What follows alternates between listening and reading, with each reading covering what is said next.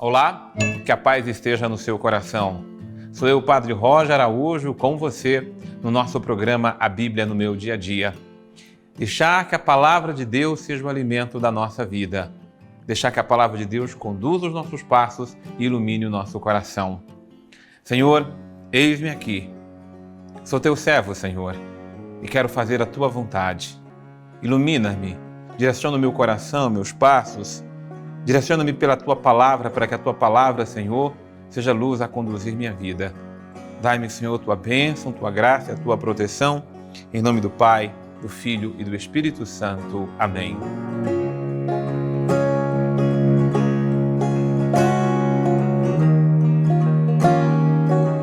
Nós nos colocamos na presença do Senhor, nosso Deus, para que a palavra de vida, a palavra que nos salva, a palavra que nos cura, a palavra que nos restaura, a palavra que faz nova todas as coisas, ela seja o alimento da nossa vida. Então você abre a sua Bíblia no Evangelho de São Mateus, capítulo 9, versículos de 1 a 13. Quero chamar a sua atenção para aquilo que não pode tirar sua atenção. Às vezes, nós vamos meditar a palavra de Deus, estudar a palavra de Deus. Não é para conhecermos uma história mais, ou acharmos uma história bonita, mas é para deixar que Deus nos fale pela narrativa da história, dos fatos. A gente até se coloca no lugar dos personagens que muitas vezes compõem esse enredo, esse acontecimento ou fato que está sendo então narrado para nós. E assim a palavra se torna prodigiosa, poderosa e a palavra age em nós. Então o estudo de hoje de Mateus 9, de 1 ao versículo 13, vamos acompanhar o que a palavra diz ao nosso coração. Jesus entrou num barco, atravessou o mar e foi para a sua cidade. Apresentaram-lhe então um paralítico deitado numa maca. Vendo a fé que tinham, Jesus disse ao paralítico: "Coragem, filho, os teus pecados estão perdoados." Então alguns escribas pensaram consigo: ele está blasfemando. Jesus, porém, conhecendo seus pensamentos, disse-lhes: "Por que pensais o mal em vossos corações? O que será mais fácil dizer: os teus pecados estão perdoados, ou levanta-te e anda? Ora, para que saibais que o Filho do Homem tem na terra autoridade para perdoar pecados." Então dirigiu-se ao paralítico: "Levanta-te, pega a tua maca e vai para a tua casa." O paralítico levantou-se e foi para a sua casa. Vendo isso, a multidão ficou cheia de temor e glorificou a Deus, porque deu tal autoridade aos homens. Veja, a primeira coisa é olharmos para o paralítico. Estava numa maca. Você sabe que uma pessoa que está paralisada, ela se torna incapacitada de movimentar-se por conta própria. Claro, hoje tem uns meios mais modernos, né? Perna mecânica, ou muletas, ou cadeira de rodas, ou assim por diante. Mas este não. Este foi levado a ele porque ele estava paralisado. Mas o que acontece é que muitas vezes nós nos encontramos assim, paralisados na vida. A gente não consegue ir para diante, a gente não consegue ir para frente. A gente não consegue andar, a gente não consegue sair do marasmo, dos problemas, das coisas todas da vida. É por isso que a palavra de ordem de Jesus, no versículo 2, parte C, é: coragem, filho, os teus pecados estão perdoados. A primeira coisa é coragem. A coragem é o ânimo, a coragem é a força, a coragem é aquilo que nos levanta do desânimo. Porque o problema não é ele estar paralisado nas pernas, o problema é ele estar sem ânimo. Ele está sem coragem, ele está desencorajado. O problema não são os problemas que nós temos na vida. A questão é nós nos prostrarmos por causa dos problemas e paralisarmos a vida. Porque a gente pode passar por cima dos problemas e ir para frente.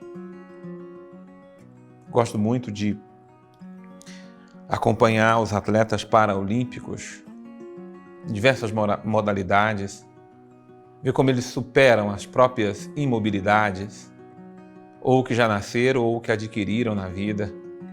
Você vê atletas correndo sem as duas pernas, você vê com outras deficiências todas e superam aquelas deficiências. Porque às vezes eu vejo as pessoas que têm tanta mobilidade, mas vivem numa comodidade, vivem numa paralisia de vida que dá dó e dá medo. O quanto a pessoa ficou imobilizada diante das circunstâncias todas da vida. Então, é preciso sair dos marasmos que muitas vezes nos mantêm retraídos, retrancados e presos em nós mesmos nessa vida. E é por isso que a palavra do Mestre é essa coragem. Depois, o perdão dos nossos pecados. Porque o que muitas vezes paralisa a nossa vida são nossos pecados mesmo.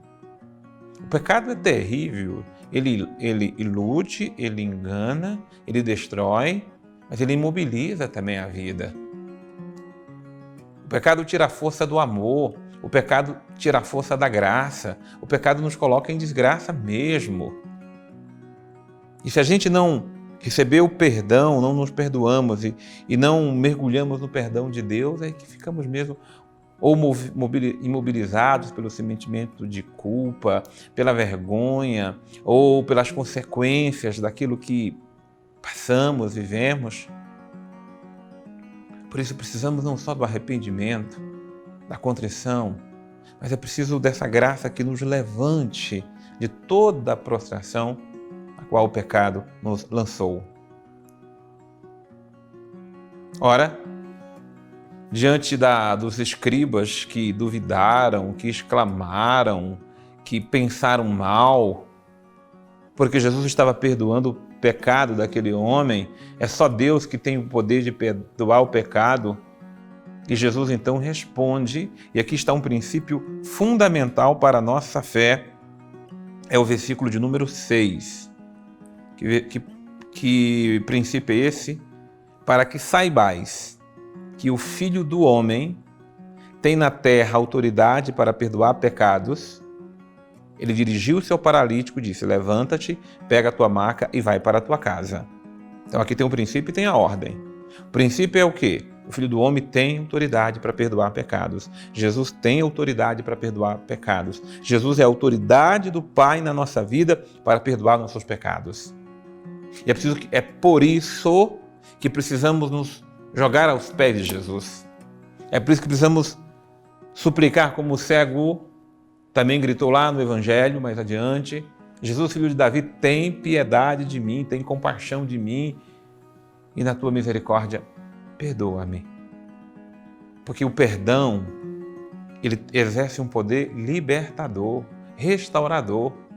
Quando perdoamos, quando somos perdoados, nós somos libertados, irmãos e irmãs. Essa é a grande graça, essa é a grande verdade.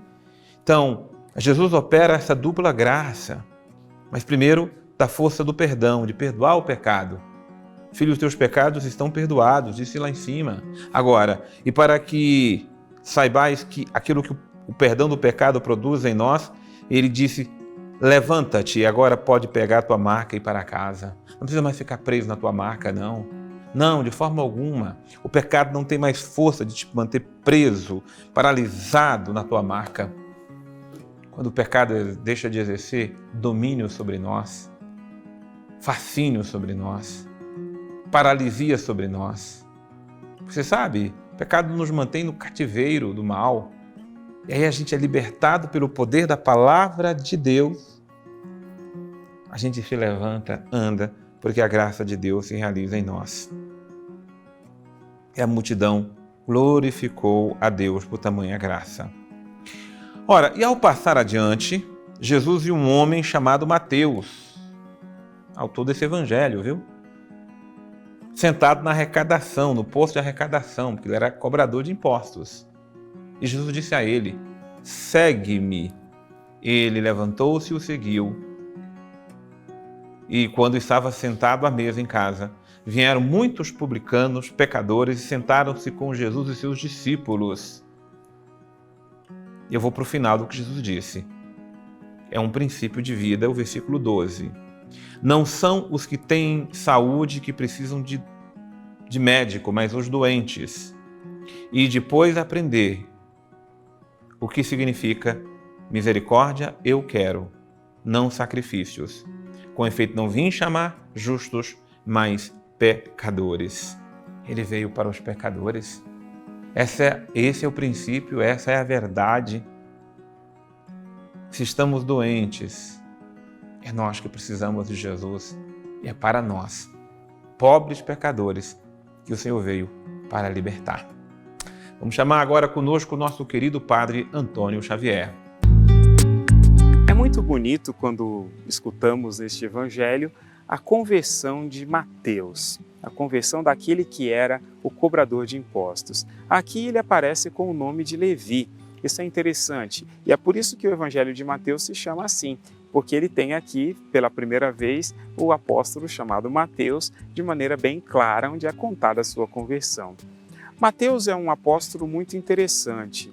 Ele, sendo cobrador de impostos da cidade de Cafarnaum, que era uma cidade muito importante naquele tempo, tinha até essa coletoria de impostos, sempre esteve ali na entrada da cidade e acompanhou durante um tempo Jesus que entrava e saía, e que pregava e que anunciava. Não podemos cair na imaginação de que a primeira vez que Mateus encontrou com Jesus, Jesus falou, vem e segue-me, e ele já foi. Não, ele viu várias vezes. É a primeira vez que Jesus se dirige diretamente a ele, quando Jesus está montando então aqui o grupo dos 12, que vai aparecer a partir do capítulo 10. Agora, uma coisa bem legal que tem aqui é que é assim, a virtude da humildade, que é sempre aplicada a São Mateus, ela fica em grande evidência aqui. Quase sempre alguém que descobre algo muito bom, muito importante, costuma querer guardar para si. Alguém que descobre um local legal, uma pessoa que é muito assim, costuma ter um pouquinho mais de ciúme, um pouco mais de vontade de reservar para si aquele bem. Agora, quando está presente a humildade, o processo é exatamente o inverso. Quando se descobre algo bom, se quer dar notícia para todo mundo, quer que todo mundo participe daquilo. E foi o que Mateus fez aqui. Ele, que vai deixar de ser cobrador de impostos, faz um jantar na sua casa para chamar exatamente os outros cobradores de impostos. Jantar, o almoço, sei lá, o texto não é bem claro, mas chama todo mundo e faz uma grande festa. É a festa de despedida, é o bota fora de Mateus desse grupo dos coletores de impostos, onde de verdade vai acontecer um momento de grande alegria, e especialmente aqueles que são como Mateus vão passar a ter contato ali com Jesus. Algo muito semelhante a isso nós vemos na história de Santo Agostinho, que depois de ter percorrido tantos caminhos difíceis, ter tido tanta dificuldade para chegar, começa a escrever e se preocupar com aqueles que ainda estão na estrada por onde ele também passou. E começa a buscar ajudar essas pessoas a poder fazer um caminho mais tranquilo, mais direto e que chegue no mesmo ponto, que leve até Jesus, que é aquele que dá sentido de verdade à vida do coletor de impostos, que tinha uma vida desprovida de sentido, ou mesmo de Agostinho, o grande orador, mas que também tinha a sua vida fragilizada por aquilo que estava guardado no seu coração. Quando Jesus chegou, iluminou tudo e o que ele quis, que essa luz brilhasse também para aqueles que fizeram a estrada com ele. Senhor, eis-me aqui. Levanta-me da paralisia. Levanta-me de todas as paralisias que o mal, o pecado, o desânimo lançou sobre a minha alma, sobre o meu coração, sobre a minha vida. Levanta-me, Senhor, porque só o Senhor tem poder. Só a Tua Palavra tem poder de fazer nova todas as coisas. Então que a Tua Palavra, Senhor, exerça o poder de me libertar, de me restaurar, me salvar. Porque Tu és o nosso Deus, digno de todo louvor, digno de toda honra e digno de toda glória. Em nome do Pai, e do Filho, e do Espírito Santo. Amém. Muito bem, meu irmão, minha irmã, é muito bom saborear cada dia a palavra de Deus agindo em nossa vida. Continue a meditar, continue fazendo seu estudo aí na sua casa e eu espero você no nosso próximo programa, A Bíblia no Meu Dia a Dia. Deus abençoe imensamente você.